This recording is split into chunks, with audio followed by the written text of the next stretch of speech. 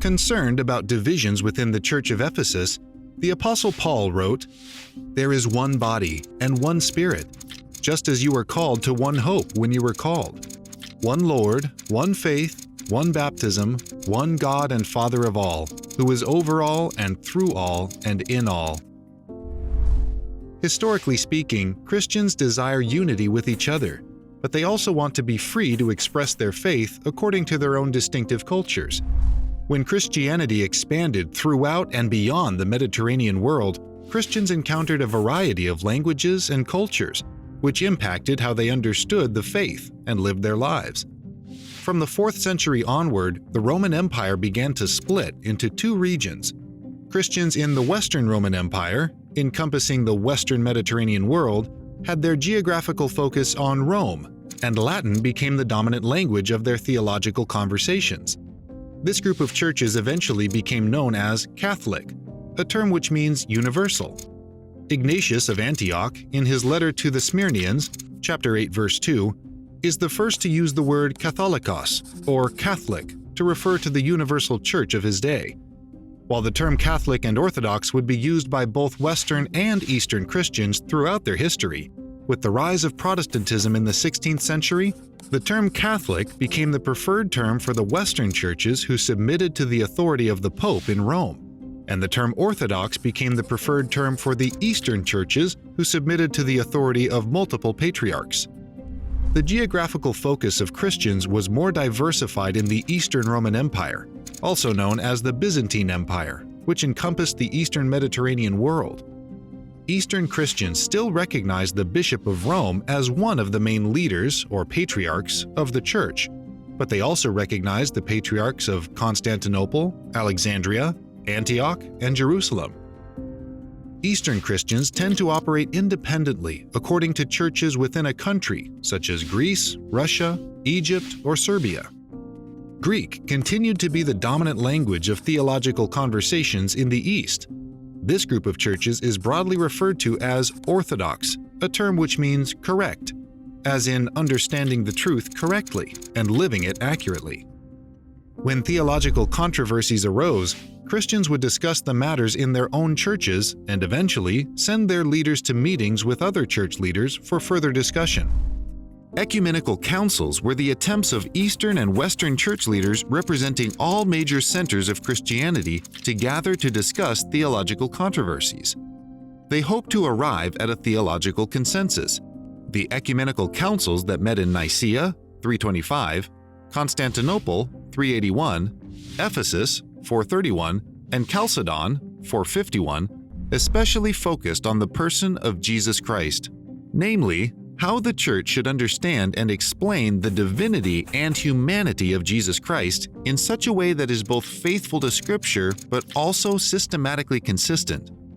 The council that met in Chalcedon concluded that Jesus exists in two natures, without confusing the two natures, without transmuting one nature into the other, without dividing them into two separate categories, without contrasting them according to area or function. In other words, the divine and human natures of Jesus are united unconfusedly, unchangeably, indivisibly, and inseparably. While the Western churches found the definition suitable, the Eastern churches had strong reactions that resulted in the splintering of Eastern Christianity into three distinct groups. Those who stood by the definition of Chalcedon were called the Chalcedonians, or Byzantine Orthodox. These are the churches, especially associated with the Patriarch of Constantinople, who sought to maintain their ties with Rome and the Western Church. There was a close relationship between the Byzantine Emperor and the Church. They often sought compromises with the other Eastern and Western churches in the name of maintaining theological unity, but also to protect their political influence. The second group was known as the Oriental Orthodox, or non-Chalcedonians.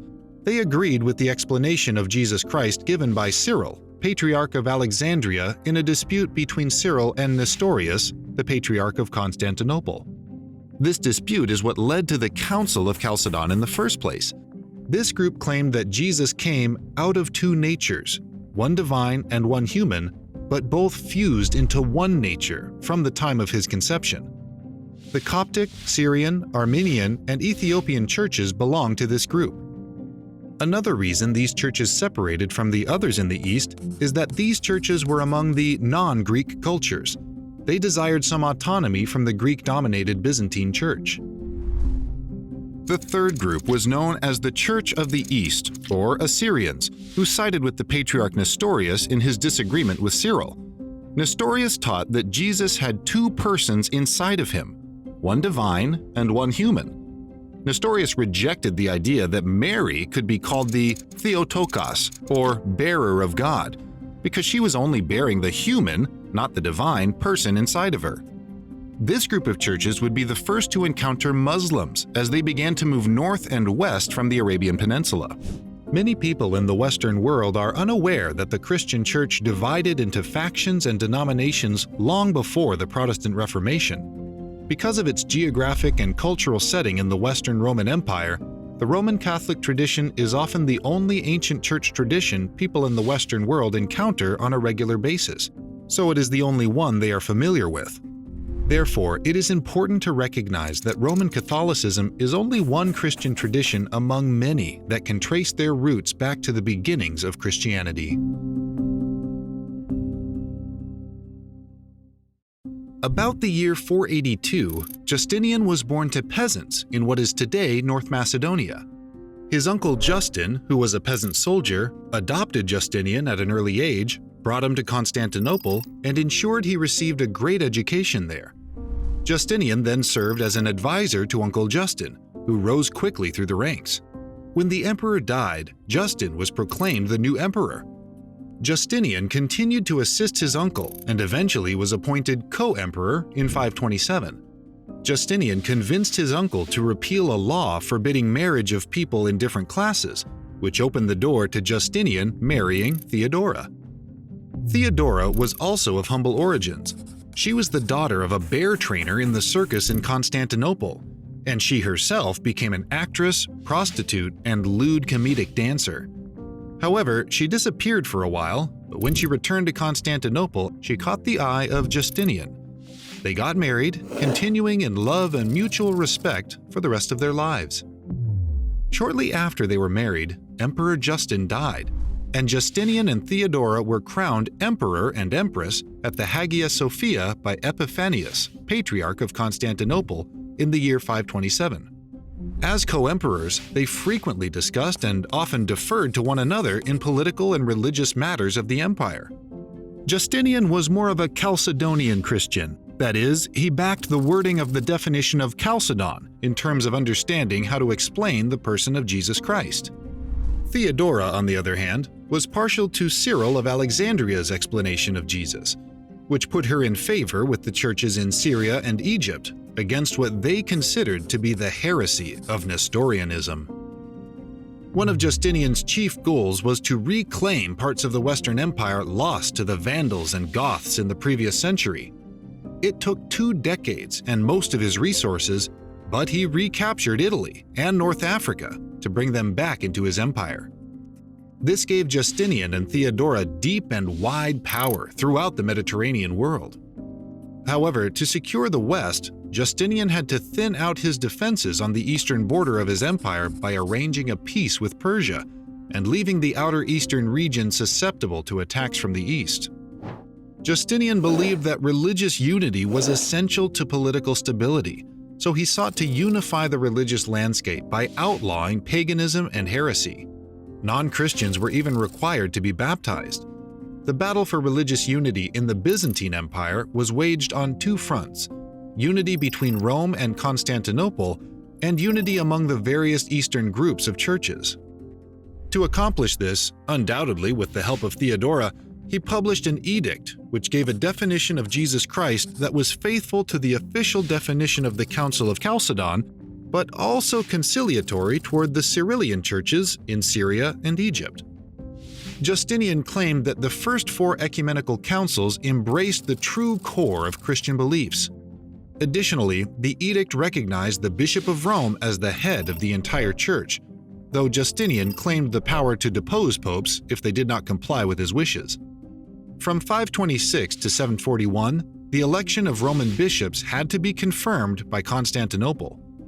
Never before, and perhaps never since, has a head of state wielded such widespread religious power? To ensure a bond with the non-Chalcedonian churches, Justinian also condemned the Three Chapters, which consisted of the writings of three theologians who opposed Cyril's teaching and promoted what the Council of Chalcedon called the Nestorian heresy: Theodore of Mopsuestia, Theodoret of Cyrus, and Ibas. Religious unity in the empire required legal backing to be enforced. Justinian put the empire's top jurists to the task of collecting all laws of the empire, which were written prior to Justinian's reign. Jurists then made some commentaries on the laws, keeping in mind the central role of Christianity, and the final product was known as the Justinian Code. It was intended to endure far beyond Justinian's reign as the central legal document of the empire. It encompassed both secular and ecclesiastical forms of leadership and their relationship with one another. It was both a political and a doctrinal statement for the empire. It also made some progress in terms of human rights, raising the legal status and power of the empire's lowest classes to at least a minimum level of humanity. The code itself rewarded those who were faithful to the church and the emperor in Constantinople, but conversely, it pushed away numerous groups who found it oppressive. Justinian died in the year 565, but he and Theodora left behind a legacy in which he attempted to resurrect and unify the old Roman Empire under the headship of the Pope in Rome, but with the center of power in Constantinople. He sought to unify the various groups of churches to bring about religious and political stability, which lasted throughout his reign. After his death, however, Italy was captured by the Lombards, the eastern churches continued to splinter, and the eastern borders remained relatively unsecured.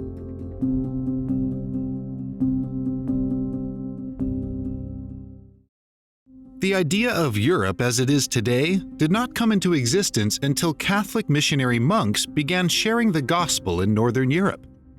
Historian Douglas Jacobson wrote, "At the time when the Roman Empire first became Christian, the idea did not exist of a place called Europe. The Roman Empire was a water-based domain circling the Mediterranean Sea, and the area of land now known as Europe was simply the northern hinterland."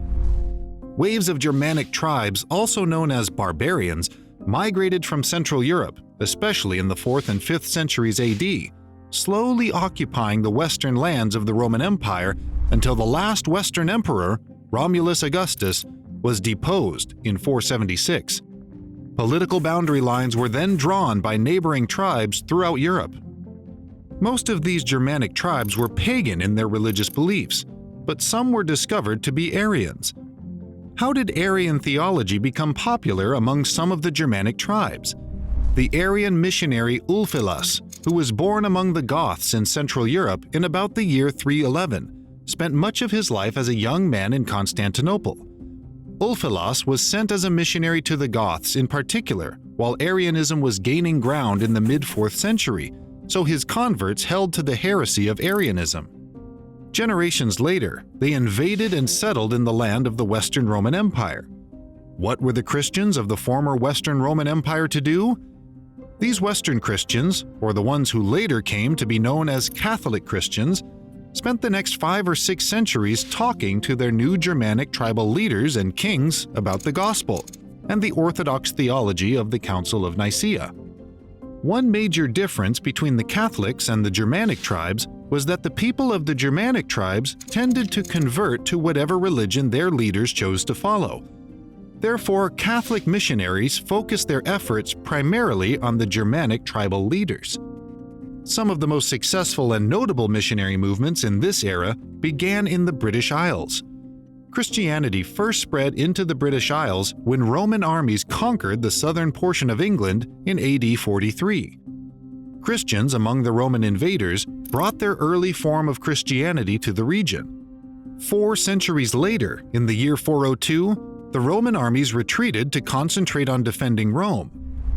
England's first notable missionary was Ninian, who grew up among the Britons and was ordained and commissioned to preach the gospel to the Britons, Celts, and Pikes that lived in the area between Hadrian's Wall and the Antonine Wall.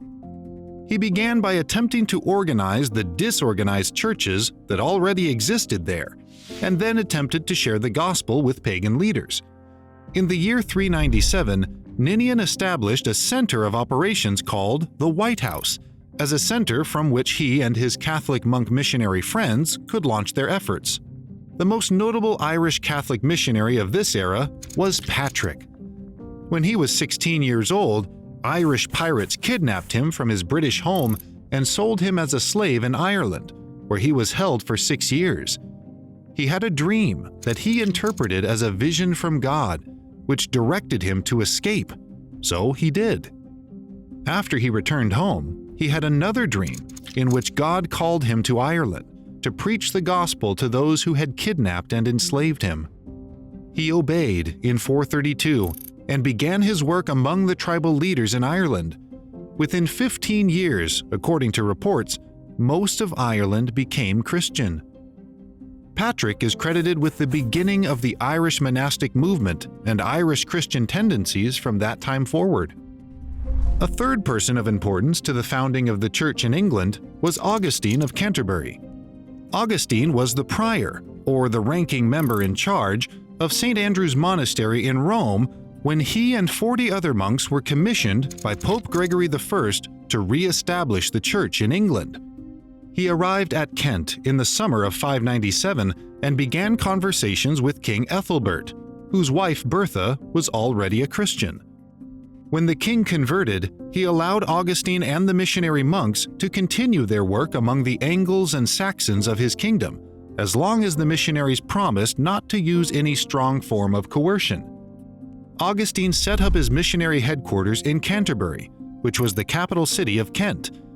As each kingdom converted to Christianity, their ecclesiastical center became Canterbury for all England. Though these missionary monks and church organizers had the blessings of Rome, a distinctly English form of Christianity began to form. Who was to lead the local churches established or re-established by the British monks? Instead of bishops over individual churches, the churches were led by the heads of monastic communities. What should a Christian do after they commit a sin? The distinctly Roman Catholic idea had been to have the sinner perform elaborate rituals over a period of time before being allowed back into a church to worship on the Easter following their sin. And there were only instructions given for what to do for one major sin. The distinctly Irish Catholic idea understood that Christians committed minor sins frequently, so a system of penance developed among the Irish in which they would go to regular confessions to their local priests, who absolved them in a less elaborate and public manner. The Irish practice would later gain in popularity on the continent and eventually become a regular feature of Western Catholic Christianity. The success of missionary monks in the British Isles soon became a model for the establishment of other monasteries and missionary work on the continent. The missionary monks of the early Middle Ages were loyal to Rome, but also adapted their presentation and practice of the gospel to local customs and ways of thinking. This process today is called contextualization, a way to communicate the timeless truths of Christianity to a wide variety of cultures.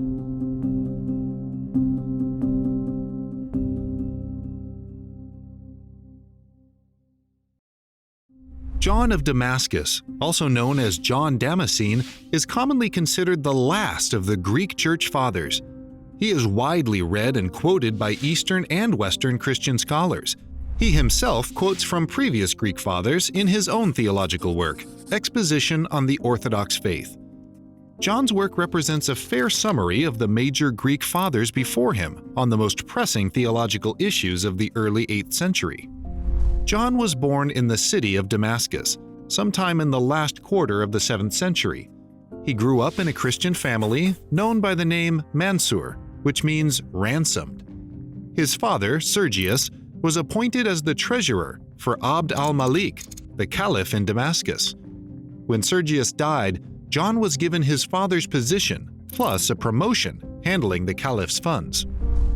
Shortly after the year 730, one finds John becoming a monk and entering a monastery named St. Sabas in the Kidron Valley, about halfway between Jerusalem and the Dead Sea. A few years later, he was ordained as a priest in Jerusalem. It is believed that he traveled throughout Palestine and Syria and even made a trip to Constantinople toward the end of his life. He died at St. Sabas sometime around 750. His life is celebrated in the Eastern Orthodox Church on December 4th and in the Roman Catholic Church on May 6th. One of John's chief theological contributions was his support of the use of images or icons in worship. In this discussion, an image is a two-dimensional portrayal of Jesus himself, or a saintly Christian. A controversy arose in the Eastern Church between those who favored using images in worship, who were known as the iconodules, and those who prohibited the use of images in worship, who were known as iconoclasts. In the year 726, Byzantine Emperor Leo III issued an edict stating that images were not allowed to be used in church services. Muslims also disliked the use of images in worship. Iconoclasts argued, among other things, that the use of images in worship was a form of idolatry. They based this, in part, on the Old Testament prohibitions against graven images. Exodus 20:4, Leviticus 26:1, Deuteronomy 4:16. John wrote 3 letters on the topic to be circulated among the Eastern churches. His main contribution to the conversation was his focus on Christ. John argued in his letters that when Jesus took on flesh and became a physical human being, the rules on images changed. The incarnation was God's way of saying that Jesus is the image of the invisible God. Colossians 1:15. The prohibitions on physical images in the Old Testament referred to an era that predated the coming of Jesus Christ, and as such, the visible image of the invisible God. John also distinguished between worship, which is only due to God, and veneration, which is a lesser honor reserved for physical objects of spiritual significance. John's other main contribution to theology was his larger work on the Orthodox faith. It was an exposition of important doctrines of the Christian faith, especially from the Eastern Orthodox perspective. In his discourse, John carefully collated writings from prominent Eastern Church Fathers on a variety of topics. The work especially addresses the theological issues of the necessity and knowability of God, the Trinity, creation, providence and free will, the Incarnation, the sacraments, Mary, images, Scripture, virginity, and end times. John was not only looking to the past to provide an exposition of what the Fathers taught, but to the future to provide Christians with answers to Muslim questions and objections to the Christian faith. John of Damascus served as a monk, a priest, and a theologian during a crucial time in the history of the Eastern Orthodox Church. He addressed issues important to Christian thought, as well as objections and concerns of his Muslim neighbors. He was systematic as a collector and organizer of the theological thought. His poetry, letters, and other writings addressed important theological issues from the tradition he received. He is thus known as the last of the Church Fathers in the Eastern Orthodox tradition. In the 8th and 9th centuries AD, a controversy arose, especially within the Eastern Orthodox Church, regarding the use of icons in religious worship and instruction. An icon is a representation of Jesus, Mary, the saints, or angels on a flat surface, either as a painting or a mosaic. Those who upheld the religious use of icons came to be known as iconodules, i.e., lovers of images. Those who decried the religious use of icons came to be known as iconoclasts, or smashers of images. The most heated debate and actions of the controversy took place between 726 and 843. From the time Alexander the Great conquered Eastern Europe, Western Asia, and Northern Africa in the 4th century BC, Greek art and culture spread throughout his empire. Hero worship and art depicting heroes were common in the empire and remained in practice even after the Romans conquered the Greeks.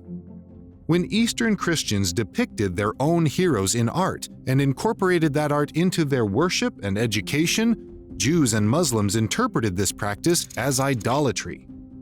Byzantine Emperor Leo III believed the rise of Islam and Muslim invasions were God's punishment for Christian idolatry and issued edicts in 726 and 730 forbidding the religious use of icons and calling for their destruction. The reaction from iconodules, especially among the monks and lay people, was fierce and sometimes violent. Leo III deposed, exiled, and replaced Germanus, the iconodule patriarch of Constantinople, as part of his quelling of the unrest in the capital. Monk and theologian John of Damascus wrote the iconodule's most comprehensive and systematic work defending the use of icons. In response to the accusation of idolatry, John explained that latria is the highest form of worship and is reserved for God alone. Iconodules, he said, do not worship icons in this sense. However, there is a form of veneration, lower than worship, called proskunesis, and this veneration, he claimed, is appropriate for icons.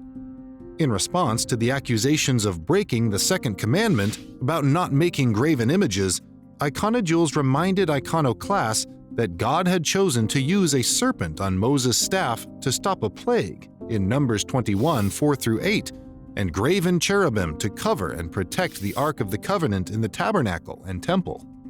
Iconodules explained that the Old Testament prohibition against making images was only temporary until the Incarnation. Iconodule arguments also included stories of icons speaking, moving, healing, and performing miracles. Iconoclasts rejected those stories as fiction, and both sides claimed their positions more accurately reflected a proper understanding of the human and divine natures of Jesus Christ. Byzantine Emperor Constantine V vigorously continued his father's campaign against icons and convened an iconoclastic synod in Constantinople in 754, which he claimed to be ecumenical. The synod concluded that those who worshipped icons were guilty of Christological errors, and the only valid icon of Christ is the Eucharist. This iconoclastic trend continued among the emperors until the Byzantine Empress Irene turned the tide in favor of the iconodules. She replaced high-ranking officials with iconodules and convened an iconodule council, which history remembers as the Council of Nicaea II in 787. Unlike its 754 predecessor, this council did include representatives of the Pope and of the bishops of Alexandria, Antioch, and Jerusalem. The council destroyed the documents associated with the previous iconoclast synod and pronounced the errant synod's decisions invalid. There were still two more shifts in the debate before its intensity waned in the mid-9th century. In the East, Emperors Leo V, Michael II, and Theophilus pushed the Byzantine Empire and Eastern Church back in the direction of iconoclasm by reiterating the 754 Synod of Constantinople's decisions. In the West, the new Carolingian Christians of Frankish origin were coming into power and also took a moderate iconoclast position. They believed Eastern Christians were worshipping, not merely venerating, the icons. Thus, the Carolingian theologians, especially Theodulf of Orleans, in his Caroline books, spoke out against the iconodules. The Roman Pope Hadrian, however, took a moderate iconodule position, resulting in a rivalry in the West between the Carolingians and Rome that broke out over the same controversy that had so recently beset the East.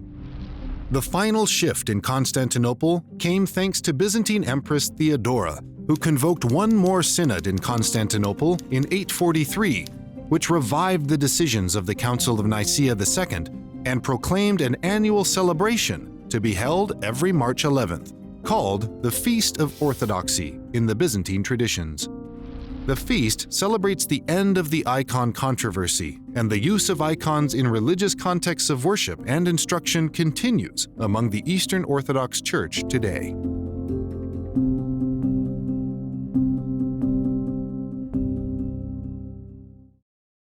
Following the fall of the Western Roman Empire in AD 476, Europe became a mosaic of various Germanic states rather than a single entity.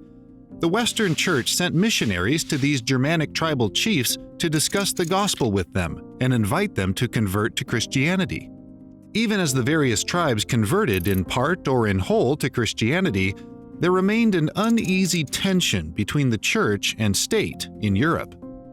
When the Lombards, who occupied northern Italy, pressed southward toward Rome to attempt to make it their capital, Roman Christians called for help from their counterparts in Constantinople.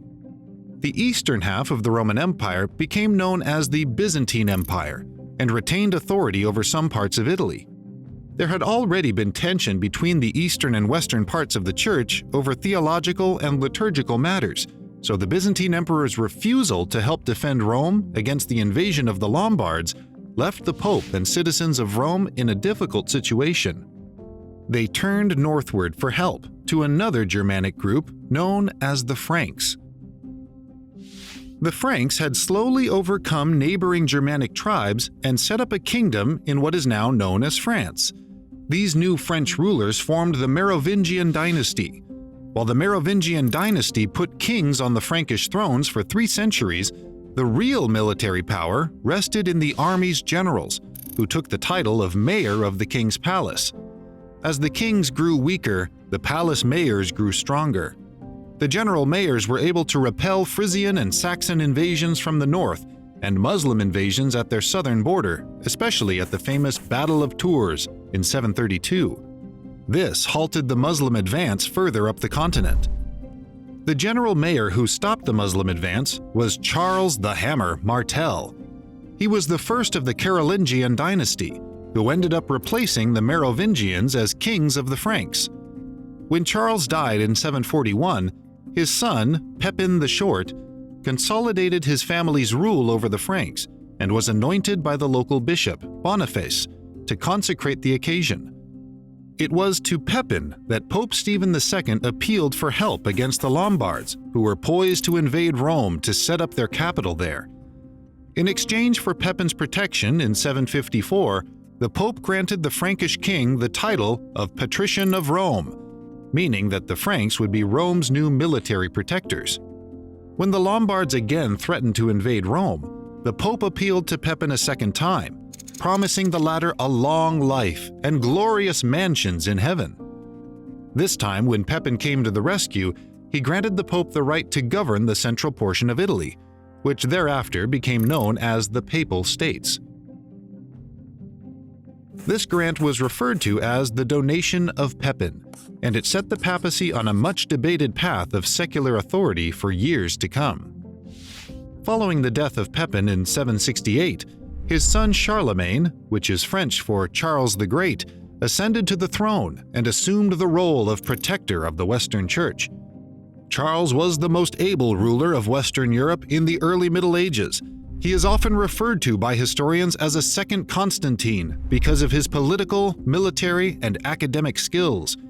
He was described as 6 foot 4 inches, or 1.93 meters tall, athletic, and generous to the church. He was a profoundly pious king and remained loyal to his Christian faith in all personal matters and matters of the state. However, he had little patience for his conquered enemies, who would not convert to Christianity willingly. So, he had thousands of them slaughtered for their lack of belief in the Christian God. When Pope Leo III was the subject of riots in Rome in the year 799, Charlemagne went down to Rome to judge the situation in person. The result of the trial, which Charlemagne presided over, exonerated the Pope and punished his enemies. On Christmas morning in the year 800, when Charlemagne knelt to pray at the altar of St. Peter, the Pope snuck behind him and placed a jeweled crown on his head and had him proclaimed Emperor of the Holy Roman Empire, which included northern Italy, Germany, and France. Historians still debate whether Charlemagne had known about this coronation ahead of time, but it set a noteworthy precedent for interactions between the Church and state for the rest of the Middle Ages. On the one hand, the fact that the Pope coronated the emperor gave rise to the belief that the Church had the right to put secular rulers in power and influence state affairs. On the other hand, the fact that the emperor protected the Western Church and received his divine authority from God to do so gave rise to the belief that the state had the right to put church rulers in power and influence church affairs. Essentially, this rivalry between church and state at all levels was one of the chief characteristics of European history throughout the Middle Ages. It especially manifested itself against the threat of Islamic invasion in the East and the rearranging of borders and dynasties throughout Europe. When one refers to Carolingian Catholicism, one thinks of the two-pronged effort to consolidate secular authority under the Holy Roman Emperors of the line of Charlemagne and ecclesial authority under the Pope in Rome, which included jurisdiction over secular matters in the Papal States of Central Italy. Paul wrote to the Ephesians, "There is one Lord, one faith, one baptism." Ephesians 4:3. The eastern and western parts of the Church have had a long history of unity and disunity as Christianity spread around the world. Historians speak of an East-West Schism as a singular event that took place in the year 1054 when Cardinal Humbert and some other representatives of Pope Leo IX placed a bull of excommunication on the altar of the Hagia Sophia in Constantinople, excommunicating the Patriarch Michael Cerularius from fellowship with Rome. While this was a significant insult to the Patriarch and a blow to East-West relations, the truth is that the schism had been growing for centuries. The excommunication event of 1054 was just one of many factors that caused the eastern and western parts of the Church to drift apart from one another. When Christianity spread throughout the Roman Empire in the 1st and 2nd centuries AD, the language and culture was primarily Greek. However, in time, scholars in Rome and the Western world shifted to Latin as their primary language. As the centuries went on, Christians in the West became less interested in reading theology in the Greek, and Christians in the East never really took to reading theology in the Latin. This language barrier broke down communication between Christians in both parts of the Church. The political situation became different too. When the Western Roman Empire fell to barbarian invaders in the 5th century, the empire fractured into several kingdoms, and the churches struggled to maintain unity between the kingdoms. They eventually persuaded their barbarian kings of the truth of Christianity, but the political and church situations in the West would remain largely decentralized. Even the orientation of church leadership took on the form of a monarchy, as if the Pope was the sole king of the Western Church, and his bishops became like princes. It was a different story in the East. The Eastern, or Byzantine, emperor retained a firm grip on the Byzantine Empire for another 1,000 years after the Western Empire fell. The emperor, whose capital was in Constantinople, had a close and vital relationship with the Patriarch of Constantinople and the patriarchs of the Byzantine Church. Christians in the East recognized a college of patriarchs, where the word college is used like a college of surgeons, or the Electoral College in the US, with much equality between equals leading the Church. In 754, following years of separation from the Byzantine Church, Pope Stephen turned his attention northward and developed a relationship with the Frankish kings, Charles the Hammer Martel, Pepin the Short, and Charlemagne. The popes, beginning with Pope Stephen in 754 and continuing from that time forward, focused much on France for their political, economic, and military support. This increased the schism between the eastern and western parts of the Church. There were some theological disagreements that mixed in with political disagreements to further the schism as well. Ask Eastern Orthodox Christians today what the main theological difference is between them and the Roman Catholic Church, and they will say the Filioque controversy. At the Council of Constantinople in 381, the Nicene Creed was ratified, and the Holy Spirit was described as proceeding from the Father. In 437, the bishops of Spain held a council in Toledo at the behest of Leo the Great, who served as a prominent deacon before becoming the Pope of Rome, to address a Trinitarian controversy that had arisen in the region, and, using Leo's language, they added the Latin word filioque, and the Son, to the creed they ratified. This group of Western bishops explained that the Holy Spirit proceeded from the Father and the Son. This became the standard version of the creed in the Spanish-speaking world, and by the 7th century, the French and German translations of the creed included this phrase. The perception in the East was that this exclusively Western council had overreached by taking it upon themselves to modify the wording of a famous creed, whose wording without this phrase had been ratified by an ecumenical council.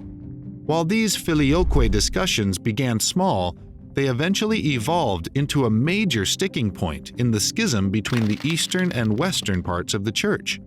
In the 9th century, both the Eastern and Western churches sent missionaries to the Slavs in Bulgaria, which was in the middle of the two regions of the Church. Disputes broke out as to whether to include the word filioque in the missionary literature or not.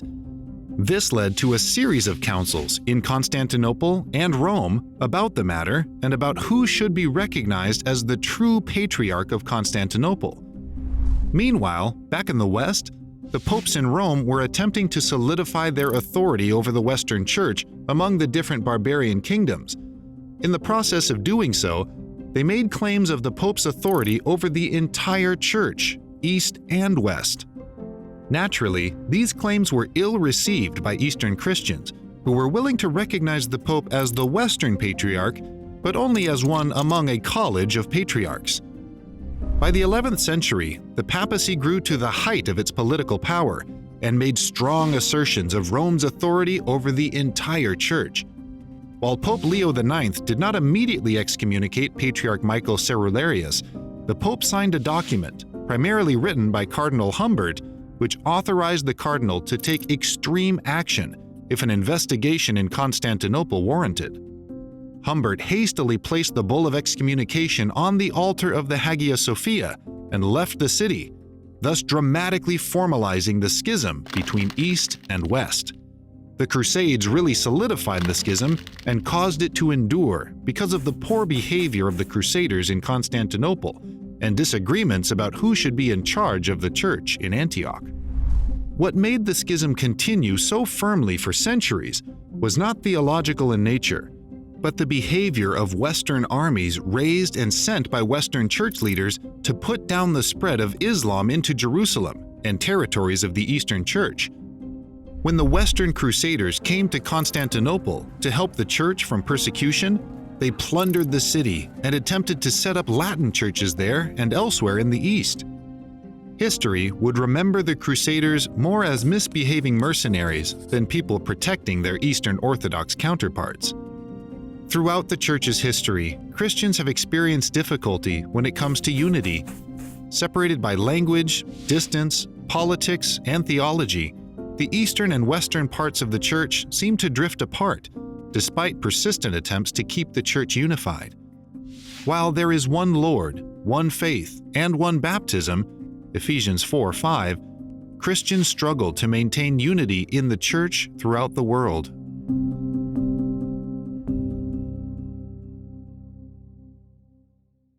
The Crusades were a set of wars or military campaigns, especially between Western Christians and Muslims in the Eastern Mediterranean world in the 11th through 13th centuries AD. The Crusades have had profound effects on relationships between Christians, Muslims, and Jews to the present day. The word crusade evolved from the word crux, which is Latin for cross, referring to the crosses that Western Christian soldiers wore on their uniforms and shields during the battles. Islam began expanding within the Arabian Peninsula in the 7th century as a result of the life and legacy of Muhammad, the prophet of Islam.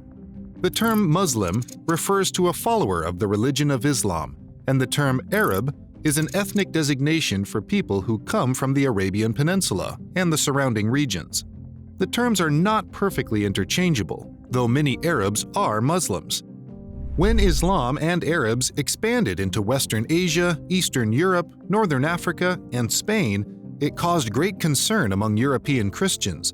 Regions conquered by Muslim Arabs were called caliphates, and the caliphs created religious political administrations that created and executed law according to their interpretations of the Quran.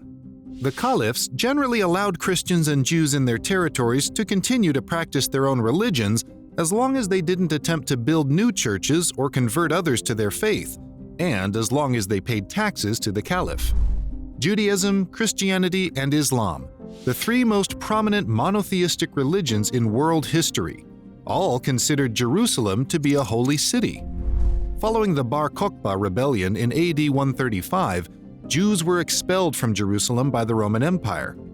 When a new eastern capital for the Roman Empire was built in Constantinople, also known as Byzantium, this new capital, now located closer to Jerusalem than Rome had been, oversaw the government of Jerusalem. In the year 636, Byzantine troops were defeated by Muslim troops at the Battle of Yarmouk, after which Muslims occupied and governed Jerusalem. To the Jews, Jerusalem was their political and religious capital. To the Christians, it was the location of much of Jesus Christ's ministry, as well as the place of his death, resurrection, and ascension. To the Muslims, it was the original location Muhammad instructed Muslims to face when praying, and later the location from which he was said to have ascended on his miraculous night journey through the heavens. Jews, Christians, and Muslims have, and still do, earnestly argue for their claims to the holy city of Jerusalem. These arguments became the focal point of the reasons for the Crusades beginning in the 11th century. Although there were multiple causes for Western involvement in the Crusades, the three causes most mentioned by historians are: 1. Concerns about Muslim expansion into formerly Christian lands. 2. The desire for Western pilgrims to visit Jerusalem and Palestine safely. And 3. Hopes for reunification between Western Catholic and Eastern Orthodox Christians. Though there were frequent tensions between Eastern and Western Christians throughout the Middle Ages, the Great Schism occurred in the year 1054 and is the subject of another video. Those who longed for unity between Eastern and Western Christians saw the invasion of Christian lands by Muslims to be a common cause, which might help reunify the Church. Christian pilgrims had been allowed to travel freely to Jerusalem and access the holy places when the city was being governed by the Muslim Fatimids of Egypt. However, in the year 1070, the Muslim Seljuk Turks took Jerusalem from the Fatimids, and from that time, Christian pilgrims returned with stories of oppression and desecration. In 1088, Peter the Hermit's letter to Pope Urban II gave details of the persecution. Byzantine Emperor Alexius I had his own problems to handle in the East. The Byzantine Empire had internal strife, disruptive heresies, and was increasingly isolated from the West. The Byzantine borders were shrinking, and the Byzantine Empire was falling behind other European nations to the west. The Byzantines were also concerned about Muslim expansion from the east. Alexius I sent delegates to Pope Urban II asking for help from the west to assist Alexius I in driving the Turks further to the east. Some of the concerns behind the Crusades were economic in nature too. Italian merchants from Pisa, Genoa, and Venice, for example, were eager to regain safe and productive shipping lanes across all parts of the Mediterranean Sea. Ships from these cities would transport many of the Crusaders to important coastal locations where the Crusades took place. However, transportation of troops via the sea was an expensive matter, and the Italian shipping companies were able to profit from this task. The Pope was not a military leader. Plus, he had no authority over European troops. So, Pope Urban II realized that if he wanted to improve his political standing in Europe and his religious influence throughout the world, he would have to appeal to land-owning nobility to fund and mobilize their own troops for a common cause.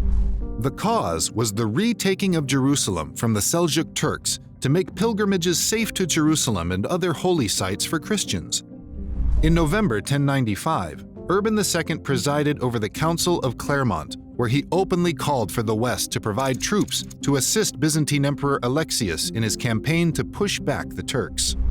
Urban II then traveled throughout northern Italy and southern France to convince the nobility that God had given Christians weapons, bravery, and strength to remove holy lands from a cursed and wicked race as a way to ensure their remission of sins and reward of glory in the kingdom of heaven. According to Everett Ferguson, the privilege of the Crusaders to receive forgiveness from punishment for sins had a parallel in the promise to go to paradise given to Muslim warriors in a holy war. Urban's speeches were met with cries of "God wills it." The stage was set for the First Crusade and other crusades that would follow. Though there is disagreement among historians as to which military campaigns should be included among the list of official crusades, there is agreement on what they were: religiously infused Christian military efforts to halt the western spread of Islam and retake Christian control of Jerusalem and other holy places in and around Palestine. Since Jesus' death for the sins of the world was on a cross, the cross became a symbol of Christ's love for the world. Sadly, it also became a symbol of religiously infused warfare and war crimes committed by Western European troops who bore the symbol of the cross on their uniforms and shields. The next video in this series will examine the first and most notable of the Crusades, which took place in the years 1095 to 1099.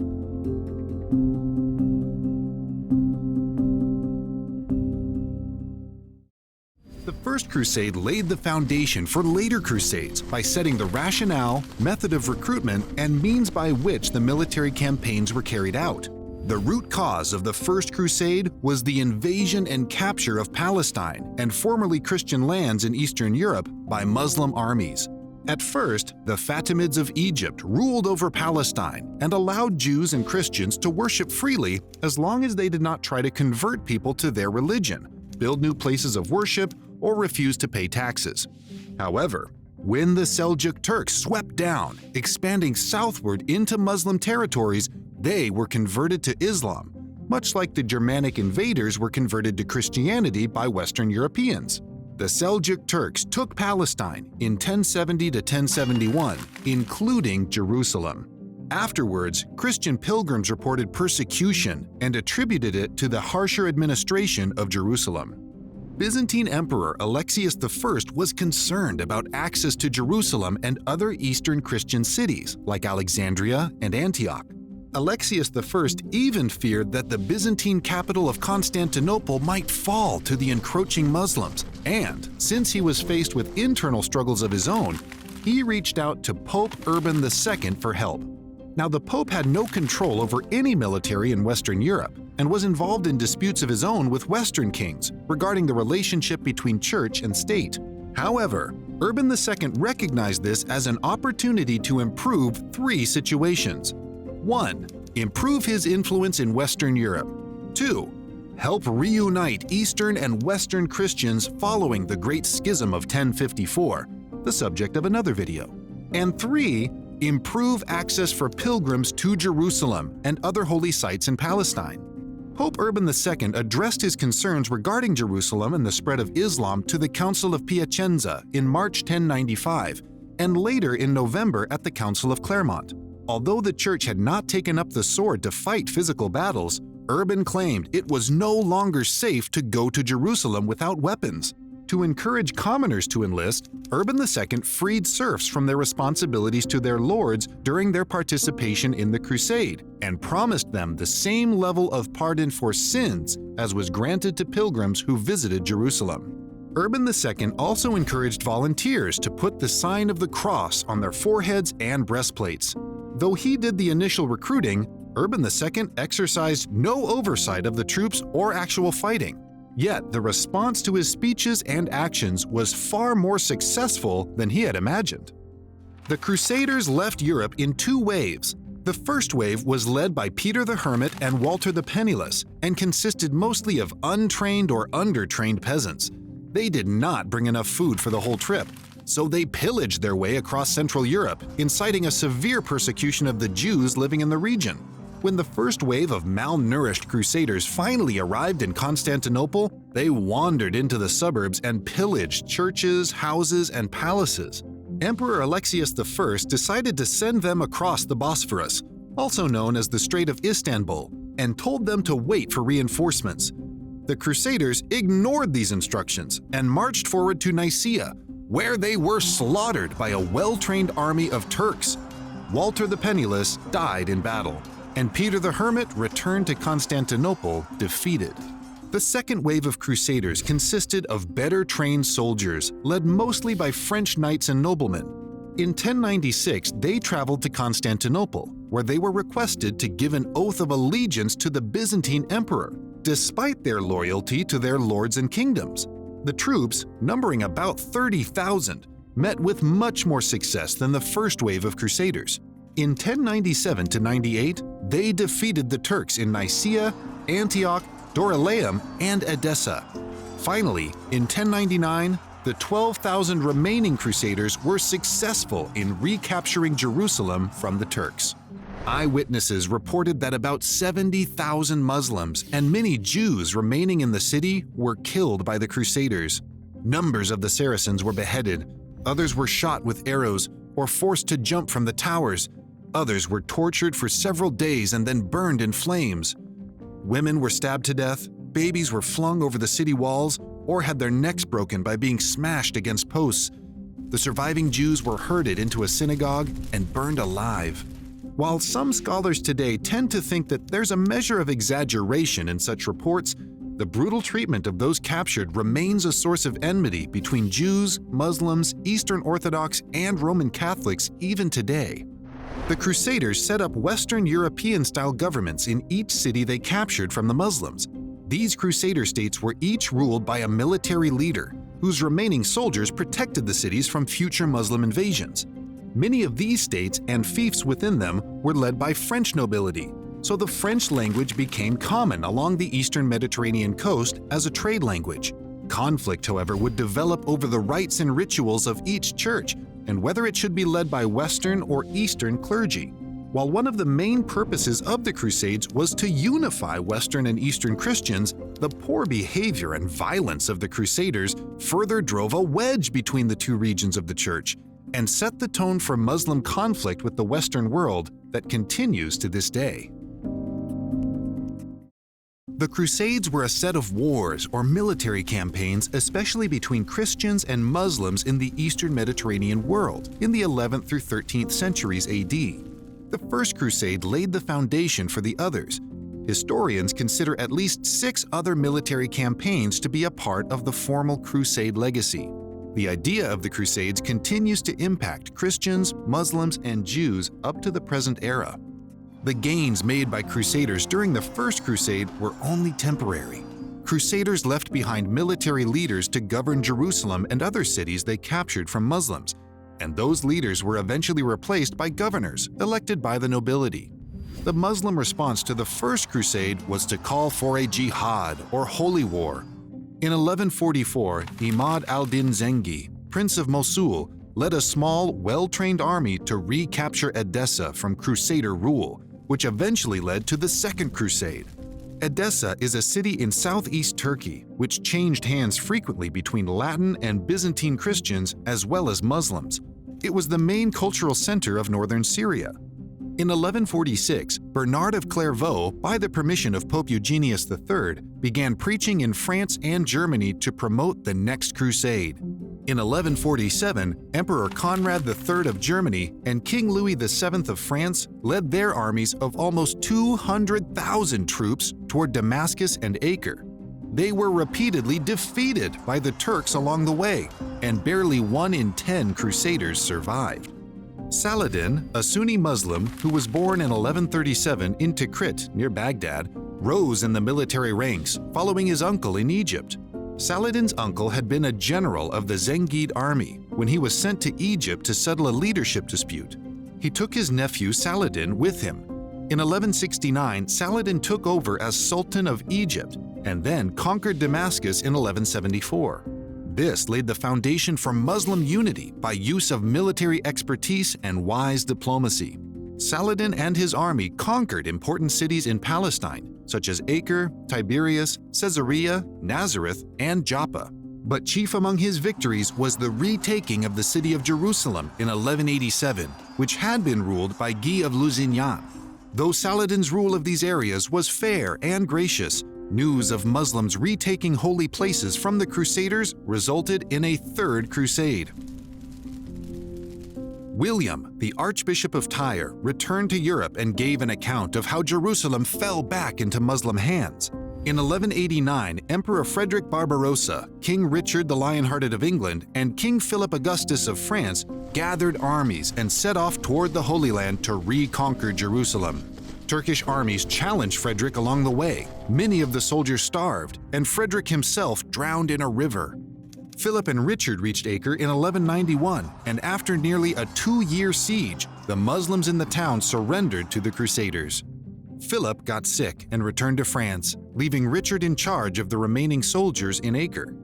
In 1192, Saladin and Richard agreed to a peace in which Christians were granted all coastal cities in the region, and both Muslims and Christians were allowed full access to their own holy cities. However, Jerusalem remained in Muslim control.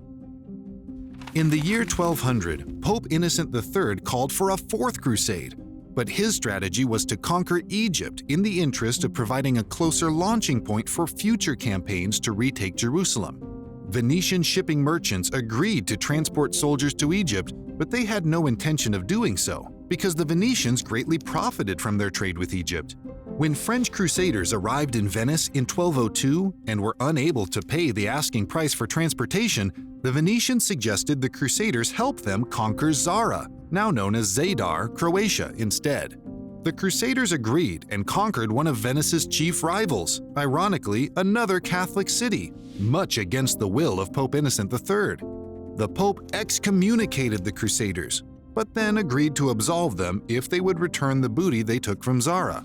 The Venetians were thankful for the absolution, but kept the booty and transported the Crusaders on to Constantinople. The Crusaders successfully took Constantinople, slayed Muslims worshipping in a mosque, looted the churches, raped some of the women, and set up a Latin empire there. The empire lasted from 1204 until 1261, when Byzantine Christians from nearby Nicaea retook Constantinople and returned it to Byzantine rule. There were 4 later campaigns, which have also been referred to as Crusades, but were not nearly on the scale or organization as the first 4. In 1212, a German boy named Nicholas of Cologne incited 30,000 children to go on a children's crusade. They starved, were robbed, some were eaten by wolves, and could not find a ship to transport the surviving children once they arrived in the port city of Genoa. Pope Innocent III told them to return home. Some did, but some stayed in Genoa. In the same year, a French youth by the name of Stephen Cloyes persuaded 20,000 children to accompany him on a crusade. In Marseille, they crowded into 7 ships. 2 wrecked off the coast of Sardinia, and all passengers were drowned. The remaining ships sailed to Tunisia or Egypt, where the children were sold into slavery. In 1217, a 5th crusade left Germany, Austria, and Hungary to sail to Egypt. The crusade was led by King Andrew of Hungary. They captured the Egyptian city of Damietta. The Sultan of Egypt and Syria, Malik al-Kamil, sued for peace, which lasted only a short while. Further fighting resulted in crusaders leaving Egyptian soil with no gains except for an object they believed was the true cross. In 1228, a 6th crusade, led by Emperor Frederick II of Germany and Italy, arrived in Palestine but received no help from the Christians who lived there. Frederick and Al-Kamil signed a treaty returning Acre, Jaffa, Sidon, Nazareth, Bethlehem, and all of Jerusalem, except for the Dome of the Rock, to Frederick. However, in 1244, the Khwarezmian Turks recaptured Jerusalem, and it once again passed into Muslim hands. In 1248, Louis IX of France organized a 7th crusade, which recaptured Egyptian Damietta. But, facing hunger, disease, and desertion, the Crusaders grew weak and lost again to Muslim forces. The Crusaders escaped to Acre and in 1254 returned to France. In 1267, in what some refer to as an 8th crusade, Louis IX attempted to attack Egypt from the west. He landed his inadequate forces in Tunisia, fell sick, and died there. Prince Edward of England took up his cause and landed in Acre, but after a small amount of fighting, Edward returned to England to claim the throne. In 1291, Sultan Khalil of the Ak-Kuyunlu state sought to avenge a Muslim caravan that was attacked by some Christians in Syria. As a result, he reconquered Acre, Tyre, Sidon, Haifa, and Beirut, massacring or enslaving 60,000 prisoners, and the Crusades finally came to an end. The Crusades left a negative legacy for the Roman Catholic Church among the Jews, Muslims, and Eastern Christians.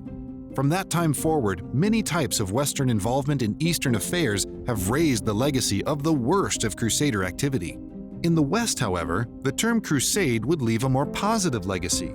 Any concerted effort on behalf of Western Christians to accomplish a Christian cause might be referred to as a crusade. Examples of efforts also referred to as crusades are monastic orders, evangelistic campaigns, the Inquisitions, and missionary work. By the end of the 12th century, in the spirit of increasingly geopolitical and cross-cultural sensitivity, Western Christians have stopped using the term crusade for most any form of ministry, realizing it triggers a view of Christianity inconsistent with the life and legacy of Jesus. Who is the head of the entire Christian church? The answer is simple: Jesus Christ is. Paul, in his epistle to the Colossians, chapter 1, verse 18, wrote, "He is the head of the body, the church. He is the beginning, the firstborn from the dead, so that he might come to have first place in everything." Paul wrote this verse by the inspiration of the Holy Spirit a full generation after Jesus ascended into heaven to sit at the right hand of God. The answer is simple: Jesus Christ was, is, and always will be the head of the entire Christian church. The biblical book of Hebrews emphasizes his superiority to all creation, including the most prominent of people and angels. However, just before he ascended into heaven, Jesus commissioned his disciples, saying, "As you go out everywhere, make disciples of all nations, baptizing them in the name of the Father, the Son, and the Holy Spirit, teaching them to observe all the things I have commanded you. And behold, I am with you always until the end of the age." In Jesus' physical presence, his apostles, the word apostle means one who is sent out, were to carry out Jesus' great commission to make disciples of all nations. As Christianity spread around the world and the number of Christians increased, people overseeing local congregations of Christians were referred to as bishops. These bishops sought to lead Christians in carrying out the Great Commission through disciple-making, baptizing, and teaching. In larger cities like Antioch, Ephesus, Rome, and Alexandria, a single bishop would oversee the bishops of individual churches. As Rome and Constantinople became major capitals of the Roman Empire and the Christian population, their bishops became more prominent than bishops of less populated areas.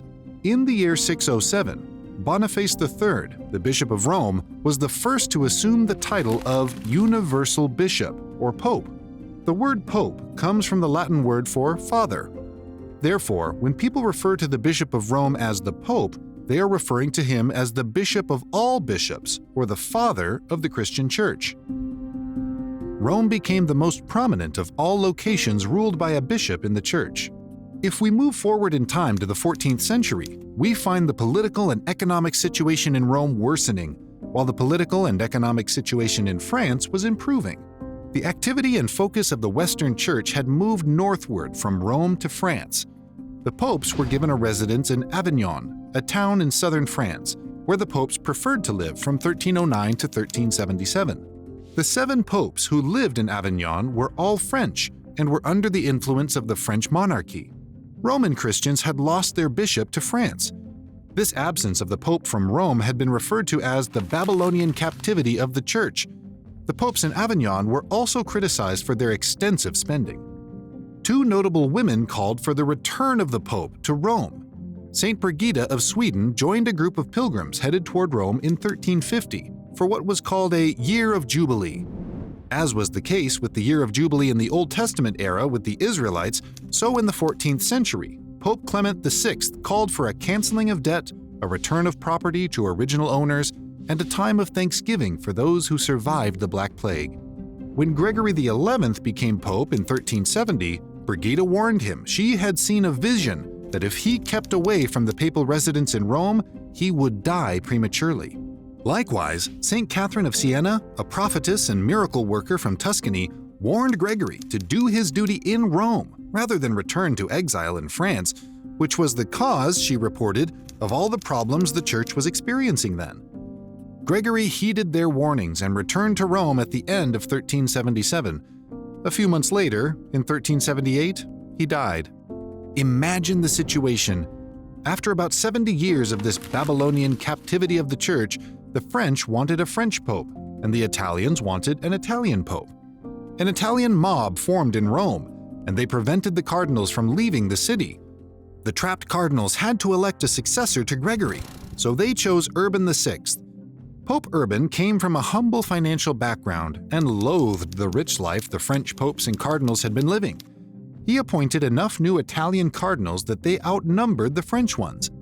The remaining French cardinals were scared off, ran to Anagni, and claimed they were forced to vote under duress, that the election of Urban should be voided. They therefore elected their own Clement VII to be Gregory's rightful successor. Well, this created a situation with two popes. The French pope lived in Avignon again. He immediately took up arms against the Roman pope. While the military action was unsuccessful, it did finalize the schism between the French and Italian popes. Neither recognized the other as valid. France and Scotland recognized the French pope. Italy, England, Scandinavia, Hungary, and Poland recognized the Italian pope. Germany, Portugal, Castile, and Aragon shifted back and forth. International lines of papal loyalty were drawn, and sometimes the choice was based on international political reasons. What a mess!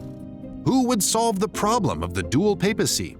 Back in the year 325, when the Church became divided over the full and eternal deity of Christ, Emperor Constantine called a council to meet in Nicaea to settle the matter.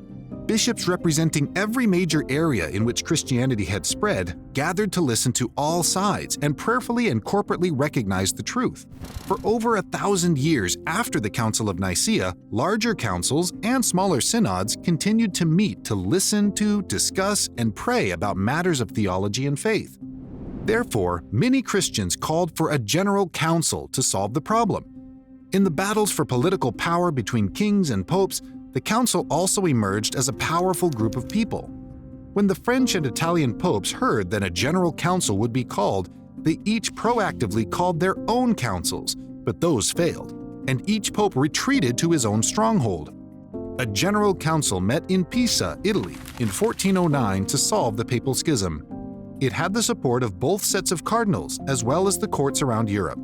The council declared that both of the popes were unworthy of their positions. Both were to be deposed, and Alexander V should be recognized as the one universal pope. The Council of Pisa then adjourned and returned each to their own home. However, the French and Italian popes refused to recognize the decision of the council, so the Church ended up with 3 popes instead of 2. What a mess all over again! A second council was convened by Emperor Sigismund and the Pisan Pope John XXIII in Constance, a town in southwest Germany. The Council of Constance, which met from 1414 to 1417, enjoyed considerably more authority than its predecessor in Pisa. John thought the council would depose the French and Italian popes, leaving him as the one true pope. However, John soon realized that there were many accusations circulating through the council regarding his own poor behavior, so he snuck away in disguise. He was later captured, returned to Constance, and imprisoned for the rest of his life. The French Pope, Benedict XIII, took refuge in Peñascola, Spain, where he continued to claim he was the rightful pope, but no one paid attention to him, and a replacement was not named after he died in 1423. The Italian Pope, Gregory XII, resigned on his own free will, which allowed for a brand new pope, and only one pope, Martin V, to be elected by the council. The council adopted a principle called haec sancta, which recognized the authority of a proper council as being above the popes, but below Christ. However, Martin and subsequent popes began to show more zeal and ability, so the need for a general council decreased. The end result was that the conciliar movement solved the problem of the Papal Schism, but then faded into obscurity from that time forward. Popes would continue to call councils to meet at the Pope's command in the Western Church up to the present day. However, these Catholic councils would never again wield authority over the popes in terms of choosing a pope or deciding on theological matters in opposition to a pope. The Babylonian captivity of the Church in the 14th century and the Papal Schism of the 14th and 15th centuries were a dark time for proponents of the papacy. These events were commonly referred to by Protestants during the 16th century Reformation as rationale for Christians pulling themselves away from their ties to Rome and focusing instead directly on their relationships with God.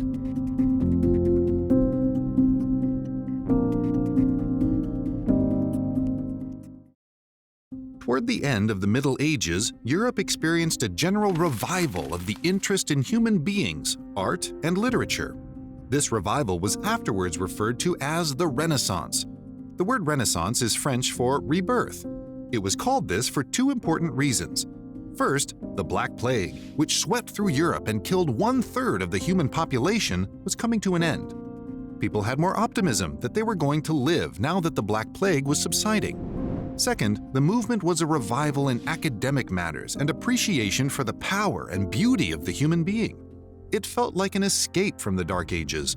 The spirit of optimism and free inquiry swept through Europe and caused a revival, especially in arts and literature.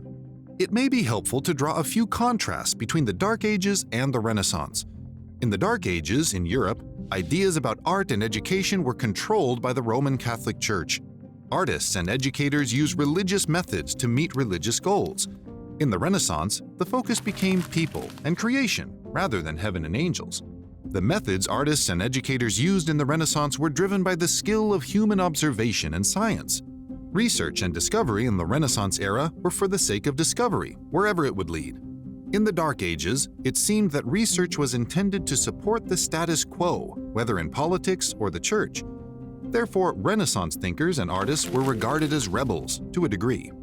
As Renaissance ideas traveled northward across the Alps into Germany and Switzerland, the movement came to be known as Humanism because of its emphasis on the human mind and body. Portraits of saints in the Dark Ages were darker in color and somber in mood. People were portrayed as suffering or waiting on God to deliver them. The human mind was tortured by spiritually dark forces and the heaviness of sin. In humanism, people's minds and bodies got to be celebrated. To the humanist, the human mind was capable of understanding truths on its own inquiry. People did not need to be spoon-fed the truth of the church. They could research and come to their own conclusions. The human mind was valuable, and the human body was valued as well. Renaissance art revived realism that celebrated the nuances of the human body. Veins, muscles, shadows, eyes, and other parts of the body were carefully researched and represented in art. Leonardo da Vinci, for example, used to cut open cadavers to research how best to represent the human body in his art. The human body and the human mind became beautiful again, not tortured, but celebrated. In the Dark Ages, portrayals were especially made of famous people, but in the Renaissance era, common people with their common lives were also portrayed in art. This emphasis on art among the common people was a welcome change. The ancient Greeks were not afraid to celebrate the beauty of human anatomy. This trend revived itself in the art of the Renaissance. The Renaissance itself can be traced back to Florence, Italy, during the height of the power of the Medici family. The plague hit the town of Florence hard. In 1348, about 40% of the town's population succumbed to the plague. As the town was rebuilding, the Medici family patronized the arts and commissioned beautiful paintings and sculptures to adorn houses and the public square. Some of these sculptures included nude portrayals of people. Conservative townspeople objected. A famous preacher by the name of Girolamo Savonarola preached energetically against this new direction in art. He successfully had the Medici family expelled from the city, but soon after, they returned, and Savonarola was burned at the stake. Although the church did not embrace the new art at first, one of the Medici family ascended to the Papacy and took the name Leo X. He did patronize the arts and sought to bring the same type of Renaissance paintings to Rome to adorn his new St. Peter's Cathedral. Michelangelo's Sistine Chapel, which he painted in 1508 to 1512, is an example of the religious application of Renaissance art in Rome. Soon, churches around Europe embraced the new style of realistic human portrayals, and Renaissance art found its way into cathedrals and chapels around Europe.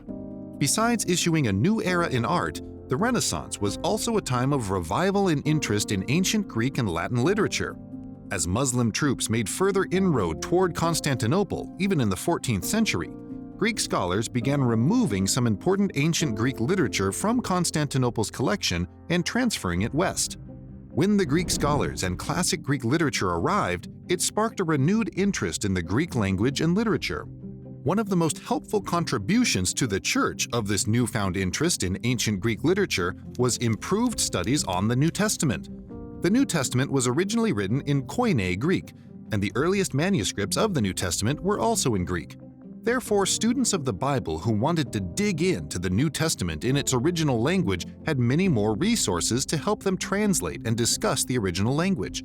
Erasmus of Rotterdam, a leading humanist of the early 16th century, collected ancient Greek manuscripts of the New Testament and published a Greek text that became a standard Greek text for translators up to the present day. There was also a renewed interest in classical Latin literature such as Cicero, Virgil, and Horace. Literary experts began engaging in literary criticism, in which various sources of the same writing were compared and contrasted to figure out which source contained the correct form of the earlier writing.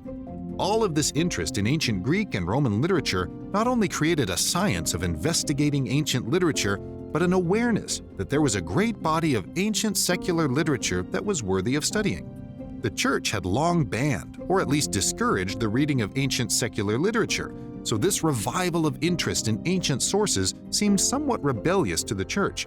People who believed the Church had headed in the wrong direction, especially concerning the financial spending of 14th century popes in France, the subject of another video, now had another set of ancient literature to consider. One of the reasons an interest in literature was able to take off during this era was the invention of the printing press.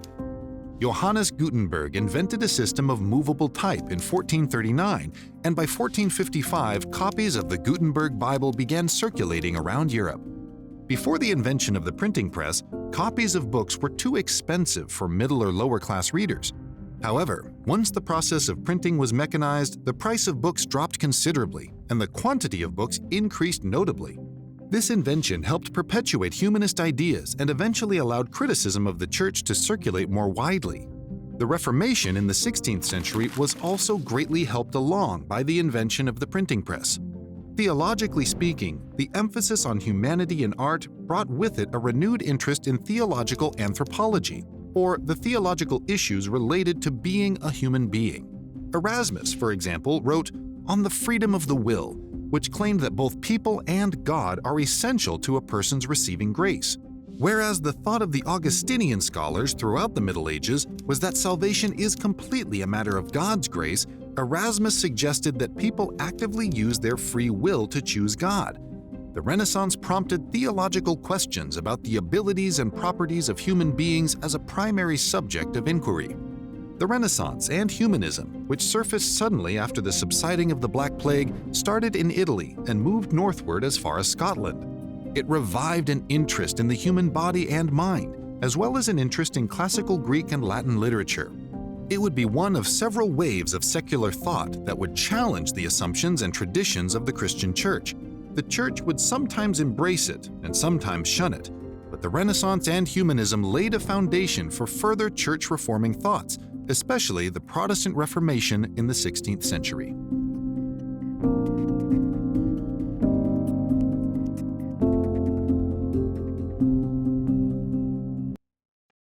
Thank you for watching this video. Don't forget to like and share, and make sure you subscribe so you don't miss any future videos.